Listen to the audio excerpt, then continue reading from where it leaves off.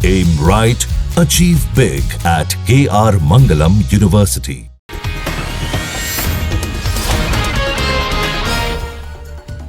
भारत पर 25% टैरिफ के बातचीत के सवाल पर राष्ट्रपति ट्रंप ने कहा, अभी भारत के साथ बातचीत चल रही है। भारत सबसे ज्यादा टैरिफ लगाने वाला देश है, हम देखेंगे क्या होता है।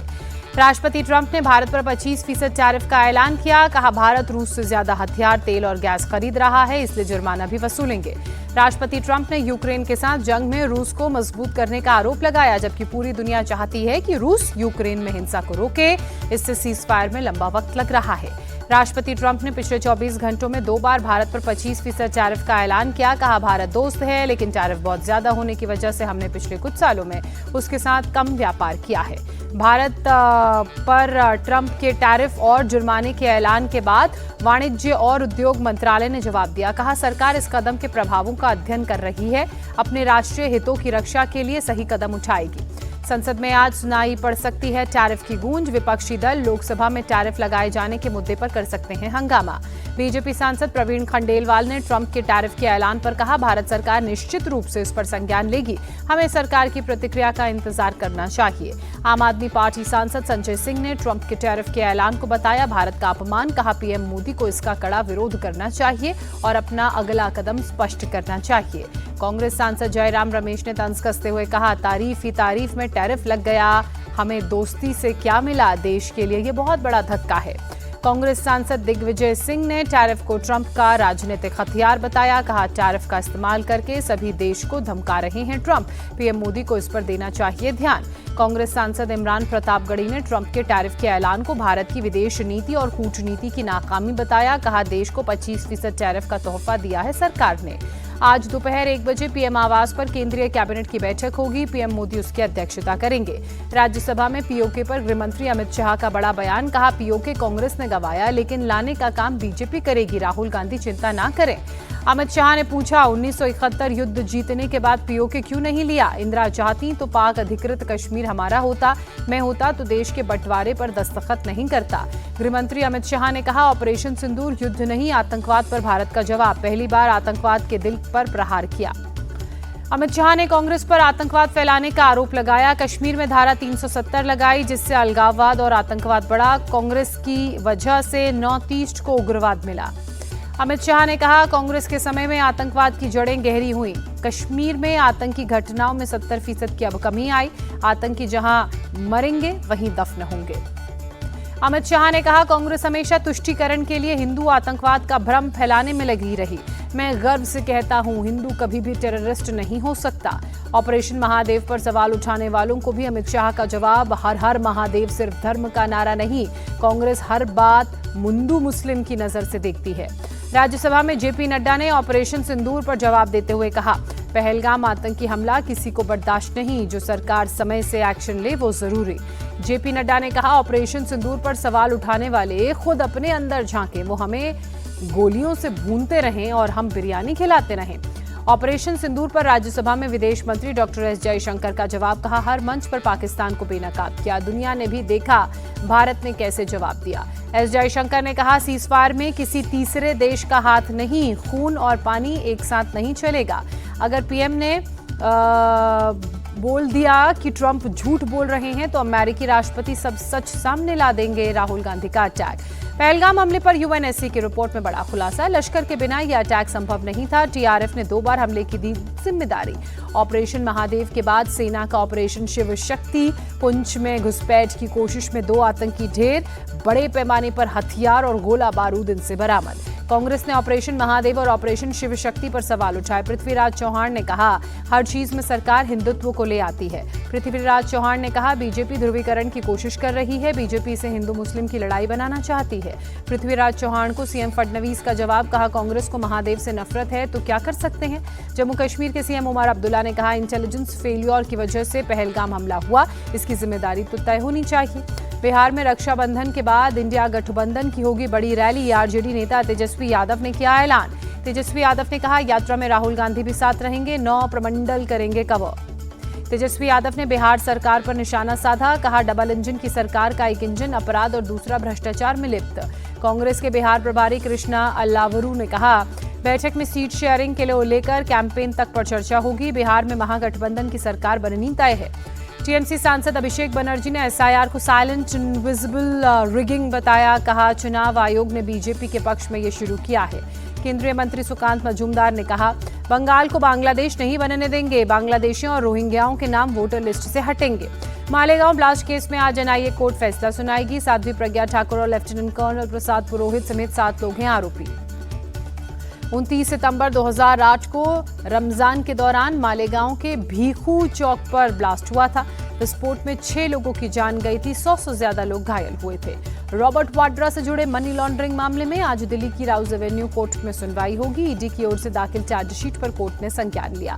जमीन के बदले नौकरी देने के मामले में आज दिल्ली के राउज एवेन्यू कोर्ट में सुनवाई। सीबीआई ने अपनी चार्जशीट में आरजेडी नेता लालू यादव, तेजस्वी यादव, तेज प्रताप यादव समेत 80 लोगों को आरोपी बनाया। भोपाल में ड्रग्स तस्कर शारिक मछली और उसके परिवार से जुड़े अवैध निर्माण पर प्रशासन का बुलडोजर। अनंतपुरा कोकता इलाके में हटाया गया अतिक्रमण। करीब 50 एकड़ सरकारी जमीन पर अवैध रूप से कब्जा था। प्रशासन ने अवैध फार्म हाउस, वेयरहाउस, फैक्ट्री और मकान तोड़ा। बुलडोजर एक्शन पर बोले मध्य प्रदेश के मंत्री विश्वास सारंग, जो गलत करेगा उसे छोड़ा नहीं जाएगा। असम के उरियम घाट में जिला प्रशासन की कार्रवाई। विद्यापुर में दूसरे दिन भी बेदखली अभियान चलाया।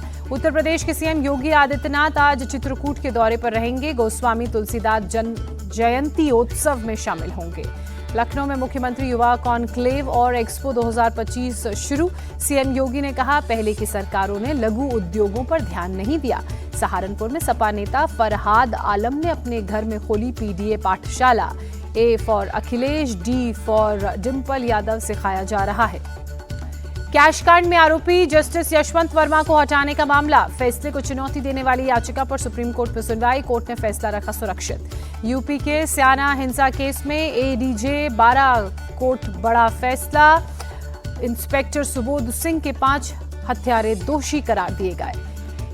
यूपी के निठारी हत्याकांड में सुप्रीम कोर्ट का बड़ा फैसला। आरोपी सुरेंद्र कोहली की जमानत को चुनौती देने वाली 14 याचिकाएं खारिज। अवैध सट्टेबाजी ऐप केस में एक्टर प्रकाश राज से ईडी ने 5 घंटे पूछताछ की। प्रकाश राज ने कहा, मैंने पैसे नहीं लिए हैं। एमएनएस ने बीजेपी सांसद निशिकांत दुबे के खिलाफ मोर्चा खोला। ठाणे में पोस्टर जारी कर लिखा, महाराष्ट्र आओ, डूबो डूबो मरो। छत्तीसगढ़ के सुकमा में सुरक्षा बलों को कामयाबी। 5 लाख का इनामी नक्सली मारा गया। बड़े पैमाने पर हथियार बरामद। जयपुर नेशनल यूनिवर्सिटी पर आईटी का छापा। ग्रुप संचालक संदीप बख्शी के ठिकानों पर रेड। वित्तीय अनियमितताओं में गड़बड़ी को लेकर छापेमारी। तेलंगाना के रंगारेड्डी में सीआईडी की छापेमारी। एक फार्म हाउस से करोड़ों की नकदी जब्त। 12 बक्सों में मिले करीब 11 करोड़। बिहार के कटिहार में स्कूल प्रशासन की लापरवाही। सोते बच्चे को बंद करके क्लास का ताला लगाया। निकलने की कोशिश में खिड़की से बच्चा बाहर आने की कोशिश कर रहा था। इस दौरान गर्दन फंस गई। बिहार के जहानाबाद में चौंकाने वाला मामला। सैमसंग नाम के आवेदक ने इनकम सर्टिफिकेट बनाने के लिए ऑनलाइन अप्लाई किया। पिता का नाम आईफोन लिखा था। चेन्नई के पेरुंगुडी रेलवे स्टेशन पर चेन स्नैचिंग की घटना। पुलिस ने लुटेरों को पकड़ा। दिल्ली पुलिस ने महिला ड्रग तस्कर बरखा को पकड़ा। पति के बताई लोकेशन पर ड्रग सप्लाई करती थी। नागपुर में पेट्रोल पंप मालिक की कार से 25 लाख रुपए की लूट। गाड़ी का शीशा तोड़कर पैसे लूटे। उत्तर प्रदेश के झांसी में प्राइवेट बैंक की दबंगई। लोन न चुकाने पर 5 घंटे तक बैंक में बिठाए रखा। पुलिस ने आने पर छोड़ा। महिला को बैंक एजेंट पर किश्त जमा नहीं करने का आरोप। बैंक मैनेजर ने बंधक बनाकर रखने के आरोपों को खारिज किया। उत्तर प्रदेश के कन्नौज में ग्रामीणों ने शाहरुख को पकड़ा। अपने साथियों के साथ मिलकर दुधारू पशु को चुरा रहा था। ग्रामीणों ने पीछा करके धर दबोचा। उत्तर प्रदेश के फर्रुखाबाद में दबंगों की गुंडाई। पुराने विवाद में युवक लाठी डंडों से उसे पीटा गया। पुलिस को फोन करके मोबाइल छीना। पानीपत में बदमाशों के हौसले बुलंद। मिठाई की दुकान में तोड़फोड़। घर में घुसकर लाठी डंडों और हथियारों से पिटाई की गई। इसरो और नासा का joint NISAR mission launch. Andhra Pradesh के श्रीहरिकोटा से लॉन्च हुआ मिशन धरती की हाई रेवोल्यूशनरी फोटो भेजेगा। निसार मिशन लॉन्च होने पर केंद्रीय मंत्री जितेंद्र सिंह ने कहा, कुदरती आपदाओं के मैनेजमेंट में ये गेम चेंजर साबित होगा।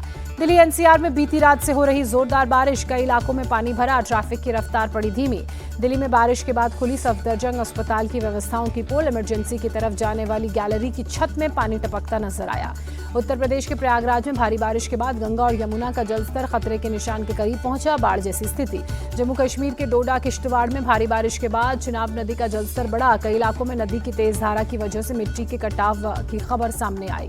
राजस्थान के 6 जिलों में बारिश का रेड अलर्ट। 11 जिलों में ऑरेंज और येलो अलर्ट जारी।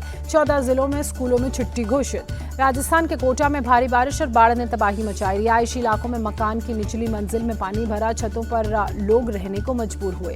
राजस्थान के टोंक में भारी बारिश के बाद डैम ओवरफ्लो होने से बाढ़ आई। रिहायशी इलाकों में घरों और दुकानों में पानी भरा।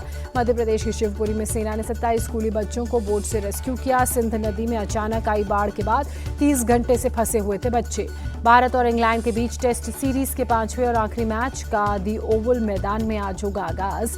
दोपहर 3:30 बजे शुरू होगा मुकाबला। सीरीज हार से बचाने के लिए भारत को हर हाल में ये मैच जीतना जरूरी। ऋषभ पंत की जगह ध्रुव जुरैल को टीम इंडिया में मिल सकता है मौका। पैर की उंगली टूटने की वजह से पंत सीरीज से हो चुके हैं बाहर। टीम इंडिया के टेस्ट कप्तान शुभमन गिल ने अर्शदीप सिंह के खेलने के लिए संकेत दिए। अंशुल की जगह डेब्यू टेस्ट करने का मौका मिल सकता है। ओवल टेस्ट में जसप्रीत बुमराह के खेलने पर सस्पेंस बरकरार। कप्तान शुभमन गिल ने कहा, मैच से पहले लेंगे फैसला। भारत के खिलाफ 5वें और आखिरी टेस्ट के लिए इंग्लैंड की प्लेइंग 11 का ऐलान। टीम में 4 बदलाव। Brydon Carse, Jofra Archer, Liam Dawson बाहर। जैकब बेथेल, गस एटिंगसन और जेमी ओवरटन टीम में शामिल। इंग्लैंड के कप्तान बेन स्टोक्स चोट की वजह से ओवल टेस्ट नहीं खेलेंगे। बेन स्टोक्स की जगह ओली पोप कप्तानी करेंगे। वर्ल्ड विमेन चेस चैंपियनशिप जीतने के बाद दिव्या देशमुख नागपुर लौटी। एयरपोर्ट पर भव्य स्वागत हुआ। परिवार के साथ बड़ी संख्या में फैंस मौजूद रहे। दिव्या देशमुख ने अपनी बड़ी जीत का श्रेय अपने परिवार और पहले कोच राहुल जोशी को दिया। 2 अगस्त को सीएम फडणवीस और केंद्रीय मंत्री नितिन गडकरी से मुलाकात के दौरान होंगी सम्मानित। हुंडई इंडिया कोटोर वीक 2025 के ग्रैंड फिनाले में फैशन डिजाइनर जे वलाया ने अपना कलेक्शन शोकेस किया। टाइमलेस रॉयल्टी की थीम पर शाही अंदाज में पारंपरिक भारतीय पहनावे की झलक नजर आई। जे वलाया के कलेक्शन में पारंपरिक डिजाइन में भारी कढ़ाई वाली साड़ियों और लहंगों के साथ साथ जैकेट्स की जोड़ी तैयार की गई। दुल्हन के लिए खास छोटे घूंघट में लाल लहंगे किए गए शोकेस। वलाया के शो में मुग्धा गोडसे और राहुल देव ने भी बिखेरा जलवा। पारंपरिक ब्लैक गोल्डन काशीदाकारी की हुई ड्रेस में दोनों ने रैंप पर आकर सबका दिल जीत लिया। वलाया के शो में सैफ अली खान के बेटे इब्राहिम अली खान, रवीना टंडन की बेटी राशा थडानी ने भी बतौर शो स्टेप पर रैंप पर वॉक किया। राशा थडानी ने जे वलाया के कलेक्शन की जमकर तारीफ की। कहा, बचपन से अपनी मां रवीना टंडन को वलाया के बनाए ड्रेसेस में देखती आई हूं।